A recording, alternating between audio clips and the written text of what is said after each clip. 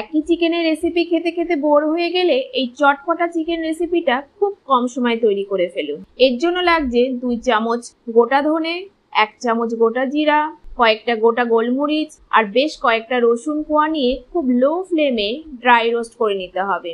এরপর মিক্সিং জারে এটাকে পেস্ট করে নেব। এটা শুকনো পেস্ট করব এবং ঠিক এইভাবে দানা দানা থাকবে। যাই হোক, পেস্টটা রেডি হয়ে গেল। এবার চিকেনটাকে ভালো করে পরিষ্কার করে নিলাম।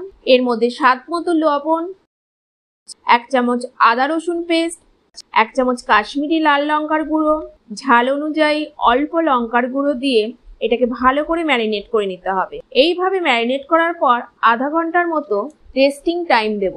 এবার একটা ফ্রাইং প্যানে 2 টেবিল চামচ সাদা তেল গরম করে এর মধ্যে 3টে গোটা লাল লঙ্কা দিয়ে দিলাম। এরপর ম্যারিনেট করা চিকেনটা দিয়ে দেব। ওভেনের ফ্লেম 2 মিনিটের মতো হাই রেখে চিকেনটাকে লাল করে ভেজে নেব। 2 মিনিট হয়ে গেলে ওভেনের ফ্লেমটা কমিয়ে দিয়ে মিডিয়াম টু লো রেখে চিকেনটাকে ভালো করে ভেজে নেব, যতক্ষণ না চিকেনটা ভালো করে সেদ্ধ হয়। চিকেনটা সেদ্ধ হতে মোটামুটি 10 মিনিট সময় লেগেছে।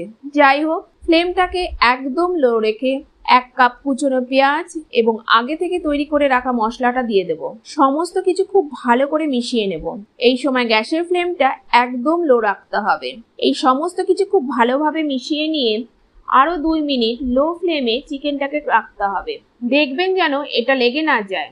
এরপর ওভেনটাকে অফ করে চিকেনটাকে একটা প্লেটে নামিয়ে নেব। ব্যাস, তৈরি হয়ে গেল একটা দুর্দান্ত রেসিপি। এটা রুটি, পরোটা এবং যে কোনো রাইসের সঙ্গে খেতে খুব মজা লাগবে।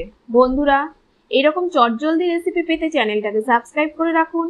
ভিডিওটি ভালো লাগলে লাইক ও শেয়ার করুন এবং কী ধরনের রেসিপি দেখতে চান কমেন্ট বক্সে লিখে জানাতে ভুলবেন না। ধন্যবাদ।